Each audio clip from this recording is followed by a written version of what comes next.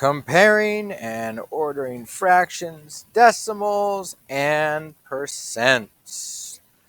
So we're going to start off with just comparing fraction to fraction because it's different when we have decimals and percent. So let's start our notes with just comparing and ordering fractions, no decimals, no percents yet. So here's my example. We're going to have 5/8 compared to 7/12. I want to know which one's bigger. So let's go back to our fraction days. Let's go back to my favorite part of fractions, pizza. All right, and so we're going to have two pizzas here. The same size pizza, except for one of them is cut up into 8 slices. And Kai is going to eat 5 of them. Kai eats 5 of those 8 slices. And the other pizza is cut up into 12 slices. And Haley eats 7 of them. So who ate more? Well, Haley ate more pieces. She ate 7. Kai only had 5. But Kai's pieces were bigger. So we need to find a way to make them all the same size so we can compare.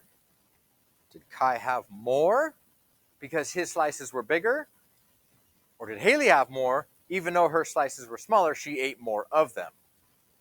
So how do you make them the same size? You need to find the least common denominator of the fractions by finding the LCM, the least common multiple, of the denominators. So we're trying to find least common denominator. And we do that by taking the denominator, the 8 and the 12, and finding the least common multiple. It's been a while since we've done least common multiple. We did go over it in your notes. We did least common multiple, and we did greatest common factor in the same day. We've been doing a lot of greatest common factor, right? That's when you have to simplify a fraction. But we haven't done a lot of least common multiple. So I'm going to go over this again with you for your notes, just as a reminder. When we're looking for the least common multiple, we're going to list out our numbers that we're looking for the multiple of. So we have the 8 and the 12, the denominators. That's what we want the least common multiple of, is 8 and 12. When we did simplifying fractions, we needed greatest common factor. And remember, that's when we try to find all the numbers that you multiply to get 8 and all the numbers you multiply to get 12. Those are factors. We're looking for multiples. We're going to multiply to find the multiples. In other words, we're going to take that 8 and we're going to times it by 1, times it by 2, times it by 3, times it by 4. How many times can I keep multiplying? Infinite amount of times. Yeah, I can do this forever. So if you remember back when we did LCM, I told you just pick like 4 or 5. Just do like 4 or 5 numbers. So let's start with 8. We're going to do 8 times 1, 8. 8 times 2, 16. 8 times 3, and let's do 8 times 4. There's 4 numbers. I did 1, 2, 3, 4. Let's do some for 12 now. 12 times 1, 12 times 2. Now I'm actually going to stop right there. Why? 24 is already in the other list. It's in the 8s list. So why would I keep looking for common multiples when I already found the smallest common multiple? Oh, 24. In other words, 24 is the smallest number that both 8 and 12 can be multiplied into. All right, so I've got this 24. What does that mean? Why are we looking for a common multiple? Well, I'm going to show you something. You don't have to write any of this down. I just want you to look up here.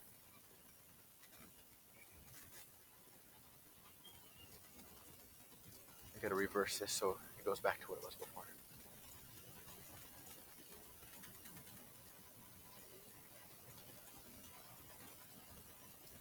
All right. Just look at green and pink. Ignore the other 2 colors. Green and pink. So green pizza, gross. Green pizza is Kai's pizza. We said it was cut into 8 slices, and he ate 5 of them. So the green represents the 5 that Kai ate out of this pizza. Okay, and then we have the pink one down here. That's Haley's pizza. And we said that it was out of 12 slices altogether, and she ate 7 of them. So 7 of them are pink, meaning those are the ones she ate. So the question is, who ate more? Well, it's kind of hard to tell because they're both over halfway.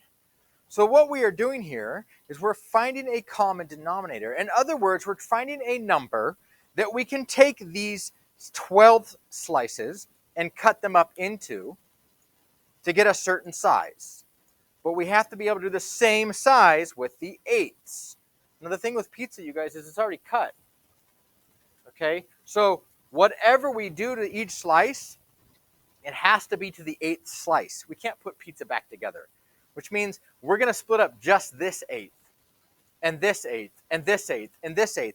We're going to split them up evenly, but whatever evenly amount we do, we have to do the same to this one down here. In other words, if I cut 1/8 in half, that half size is not going to be the same as a 12th down here.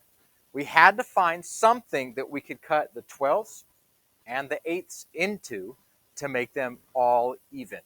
And we already did that. That was the common multiple, which was 24. So I have 24 slices here in yellow, which means I would take this green slice and I would cut it up.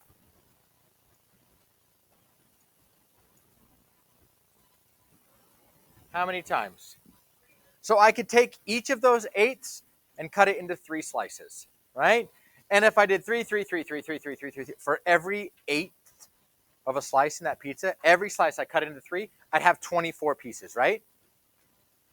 Right? 1, 2, 3, 1, 2, 3, 1, 2, 3, 1, 2, 3, 1, 2, 3, 1, 2, 3, 1, 2, 3, or 3 slices times 8. 3 times 8 is 24. So this would be 24. Let's go to Haley's pizza. I can take this 12th, and how many 24ths can I get out of each 12th? 2. Nothing left over, no extra. We just cut it right in half. We get 2 pieces that are a 24th. So I can cut 2 on this one, and 2, and 2, and 2, and 2, and eventually I'd have 24 pieces. Now we're going to take all the pieces that Haley ate because they're now the same size as Kai's pizza.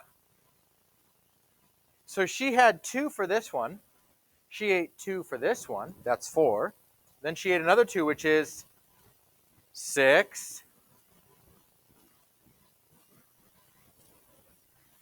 So Haley ate 14 of these little tiny slices that are 24th. Let's find out how many Kai had. So Kai had, remember, he eats 3 for every size pizza here because we cut these into thirds. So this is 3. So Kai had 15 of these tiny slices, and Haley had 14. Who had more? Kai. He had 1 little tiny piece more than Haley. So this is great, right? We got this wonderful tool here with these pieces that get cut nice and even, and you can put them on top of each other, but guess what? You don't have that on your homework, and you don't have that on a test, and you definitely don't have it on a state test. So how do you solve this without the picture? How do you solve this without the picture?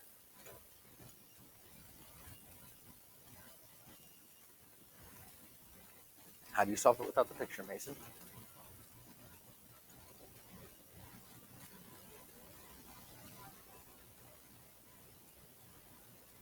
So we've got our common denominator now. Our least common multiple was our common denominator. They're both going to be cut into 24 pieces, right?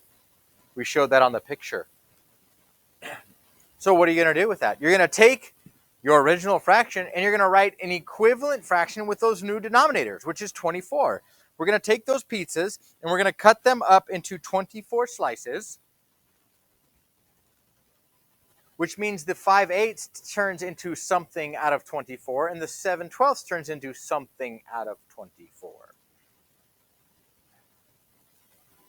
So remember on Kai's pizza, for every 1 slice, 1/8 of a slice, he had 3 24ths, which means to get from to get from 8 to 24, to get to that common denominator, what do you multiply by? Yeah, you're going to multiply by 3. And to make an equivalent fraction, whatever you multiply on the bottom, you do the same thing on the top. What's 5 times 3? 15 over 24, which is exactly what we counted in our picture, 15 slices out of 24. All we did here was make an equivalent fraction.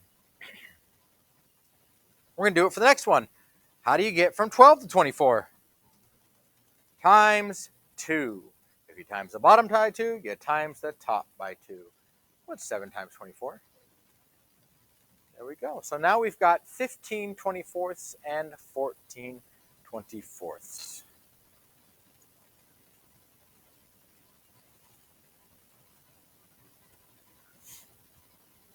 Ready for the next easy step? No? Still writing, some of you? Okay.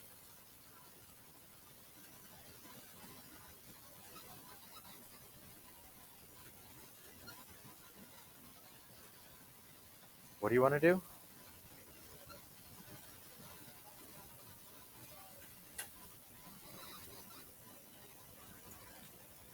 What would the answer of 5 by 12 be?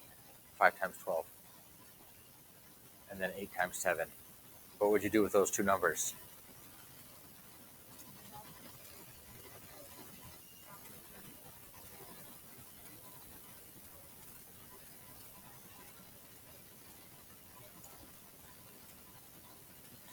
Oh, you're talking about the butterfly method.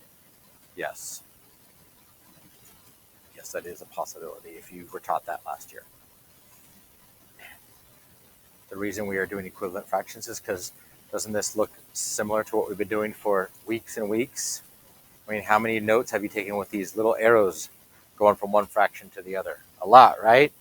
So this is really stuff you already know. So step 3, here we go. All you have to do is compare the numerators. So we have 15 and 14. Because the denominators are the same, what's bigger, 15 or 14?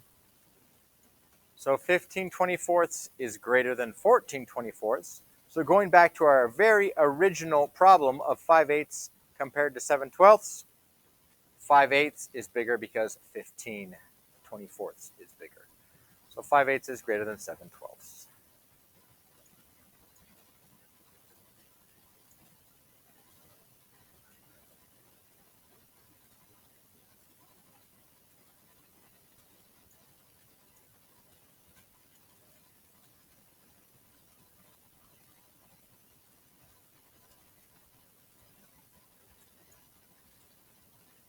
Okay? Okay, we're going to do another one with fractions compared to fractions, except for this time, I still see some people writing. I'll wait a second. Make sure everyone's got everything. All right, so this time, we're going to have 4 fractions. And I don't want to know what's greater than or less than. I want to know the order of these from smallest to biggest. Well, the process is still the same. Whatever we did before with those 2 fractions to compare them, we're going to do the exact same thing with all 4 of these. So that first step is going to be the same, where we're going to make all of these fractions out of the same amount. How do you make all these fractions 1/2, 9/14, 3/4, and 5/7? How do you make them all worth the same amount? Abby? I'm so happy you can read. You guys, one of my class periods, I asked the question like 100 times, and everyone just stood there. I'm like, it's right there on the board. There's the answer. Look at it. Find the least common multiple of the denominators. Find the least common multiple. So we're going to take those denominators, and we're going to go times 1, times 2, times 3, times 4, times 5, times 6, until we get a common multiple from all 4 of them.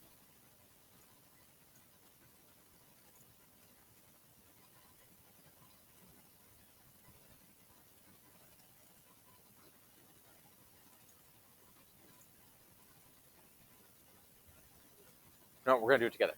Some people are just still writing.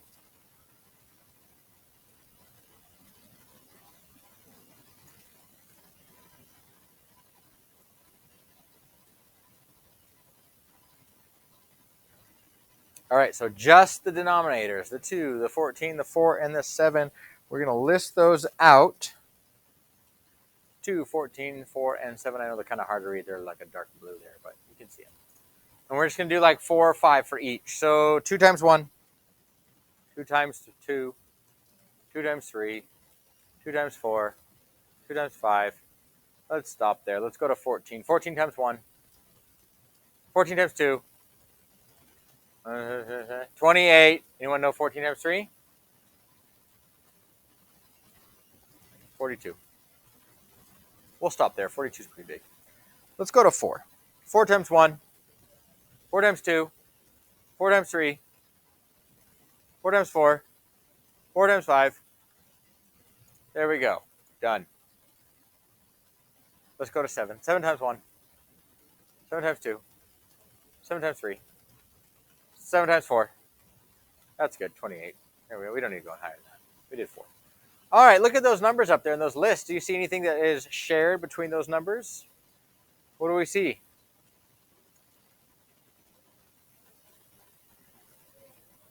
So under list 2 and 4, they both share a multiple of 4. But 14 and 7 can't get to 4, can they? That's not going to work. Under 4 and 2, we have 8. But 14 and 7 can't get to 8, so that's not going to work. Under 7 and 14, we have 14. Can 2 get to 14? Yeah. Can 4 get to 14?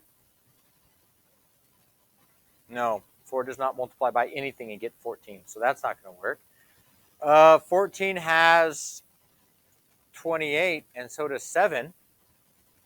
Does 2 have a 28? Could it? Right? We didn't. It's not on our list, but could you keep multiplying to get 28? Yeah. We stopped at 2 times 5. We could do 2 times 6, 2 times 7, 2 times 8, 2 times 9, 2 times... We could keep going until we got the answer of 28, which is 2 times 14. So that would work. What about 4? Can 4 get to 28 as well? Yeah, 4 times 7. So even though we didn't list all those multiples out under 2 and 4, we know that 28 is a multiple. So we don't have to keep listing them. We can just be like, oh, 28 works because it is the least common multiple of 14 and 7, and it also works for 4 and 2. So our least common multiple is 28, which means our least common denominator of our new fractions is going to be 28.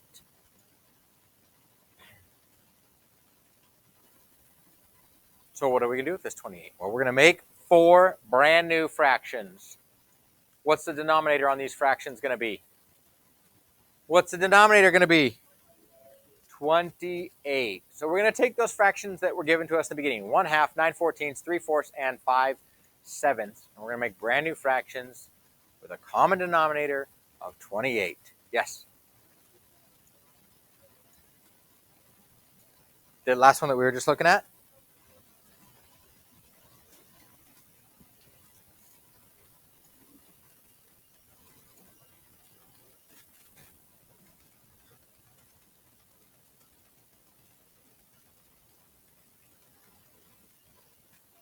That one?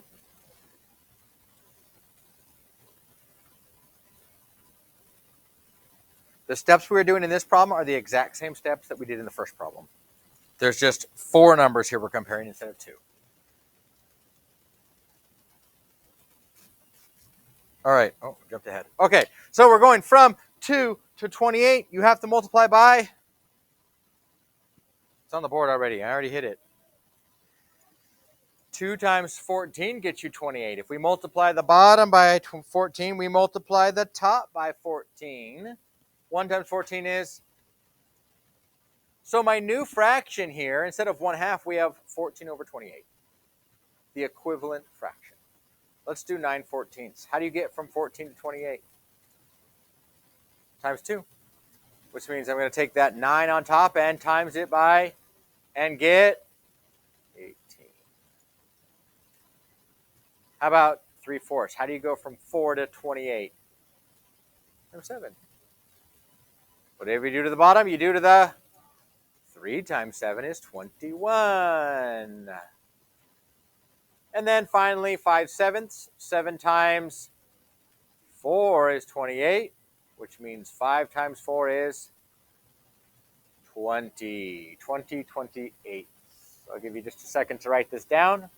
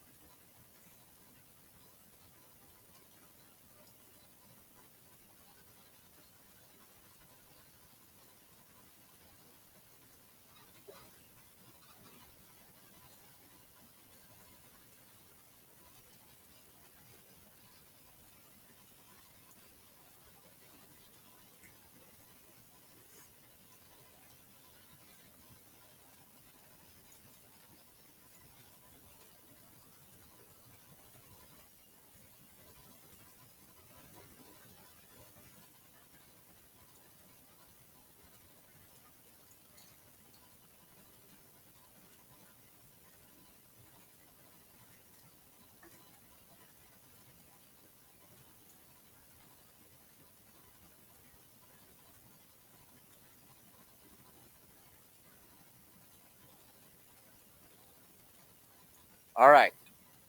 So now we have all these new fractions. Now what?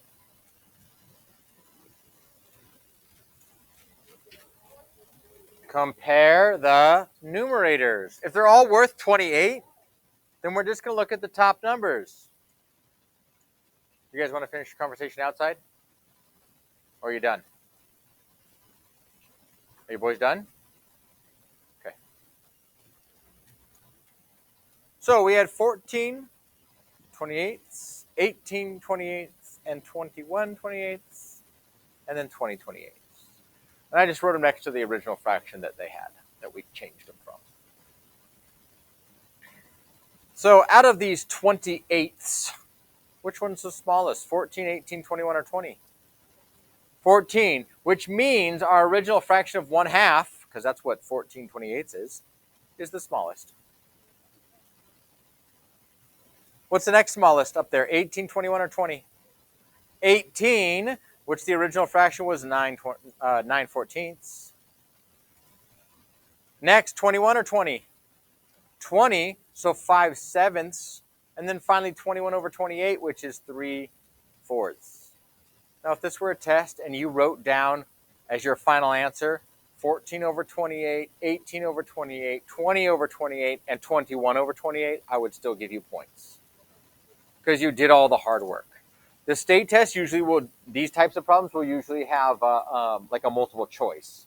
So they'll already be written out for you, probably in the original fractions. You just have to decide the order.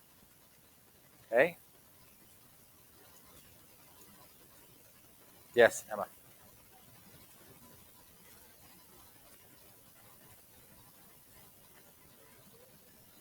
Uh-huh. Yep. So, when you did 5th grade math last year, when you add and subtracted fractions, you had to find a common denominator. You can't add things that are different sizes. So you had to find the common denominator, add them together, or subtract it. So this is the same thing. We're just not going to add or subtract. We're just finding a common denominator so we can see which ones are bigger and which ones are smaller. You only need to do this if you have a fraction and another fraction, or a list of fractions.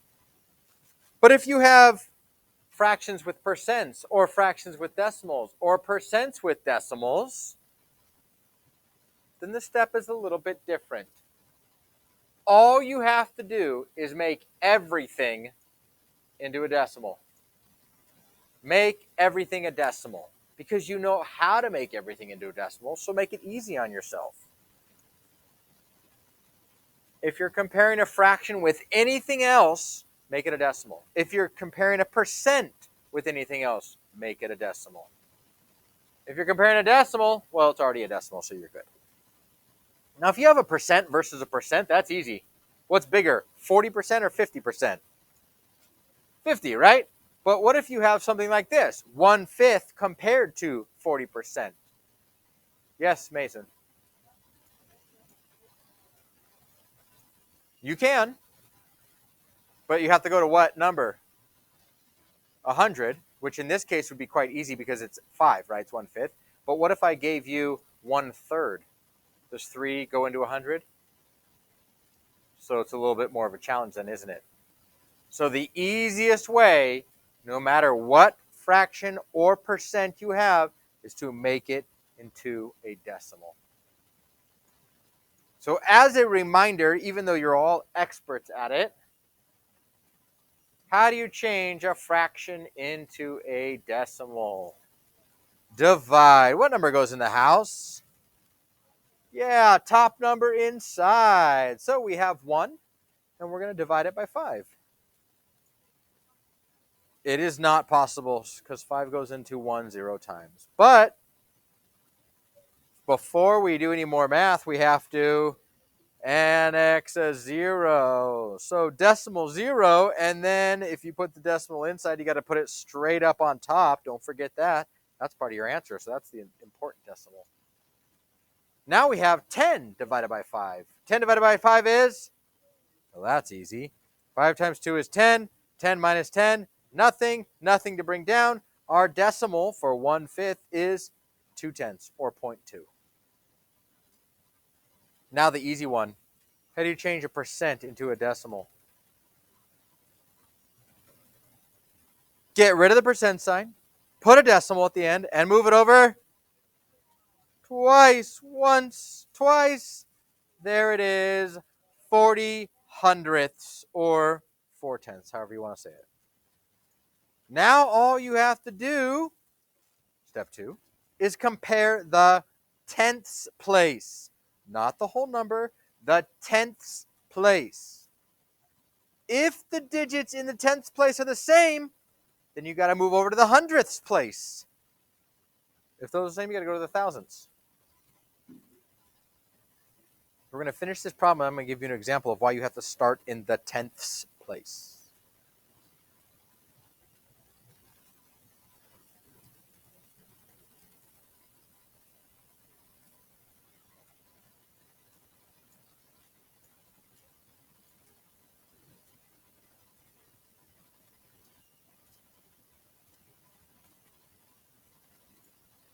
So we converted 1/5 to 2/10, and we converted 40% to 4/10 or 40 hundredths.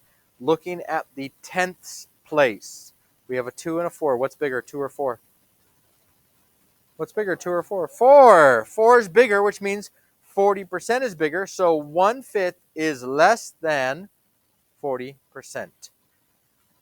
Now I know what you're all thinking. Well, yeah, it's 40 and 2. Obviously, 40 is bigger. No, no, no, no, no. The directions are to compare the tenths place. And here's why. You don't have to write this down. You just have to look.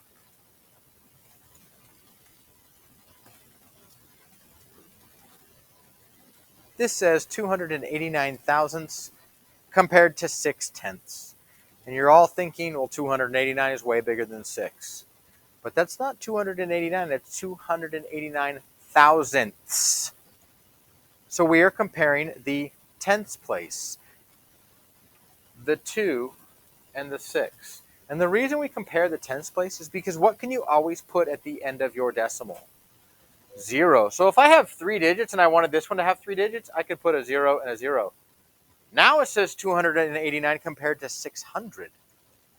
I could put another here. Now it's 6,000. I could put a 0 over here. Now it's 2,890. The zeros don't matter. The digits after the tenths place don't matter. What's bigger, 6 or 2? So 6/10 is larger or greater than 289 thousandths. One more example and we're done. You don't have to write directions down on this one. Just do the math. Let's compare 3/4 to 7/10. The good news, one of them's already in a decimal. So half the work's done. Now all you have to do is change 3/4 to a decimal by what? What? You say ooh for? You're excited for division?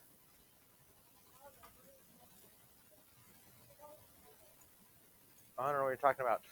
All right, so we have 3 in the house, 4 on the outside. Top number goes in the house. We're going to make this into a decimal by not multiplying by something because 4 can't go into 3. Oh, sad. So it's 0, right? Goes in 0 times. But you all know you're going to add your decimal and annex a 0. If you put a decimal inside, it has to go straight up to the top. And we now have 30 divided by 4. 30 divided by 4 is how much? There you go, 7. 4 times 7 equals 28. 30 minus 28 is 2. And we are not done because there is a 2 left. We can't have a remainder. Yeah, annex another 0 and bring it down. It's not time to clean up yet. Please wait till we are done. What's 20 divided by 4? 5. 5 times 4 is 20. When you subtract, nothing left over, which means my decimal number is 75 hundredths. All right, step 1 says, or not step 1, step 2 says, look at the tenths place. We have a 7 in the tenths place, and we have a 7 in the tenths place. What shall we do? Go to the hundreds place because the sevens are equal. So we're going to go to the hundreds place. We have a 5 and we don't have a hundreds place. What can I put there? I can annex a 0 because it's a decimal. So really I have a 5 compared to a 0. What's bigger, 5 or 0? 5. So 75 hundredths is bigger than 7 tenths, which means 3/4 is greater than 7 tenths. If you need your book, you may go get it and rip the page 133 out from the cabinet. Otherwise, it is on Canvas. You can do it digitally.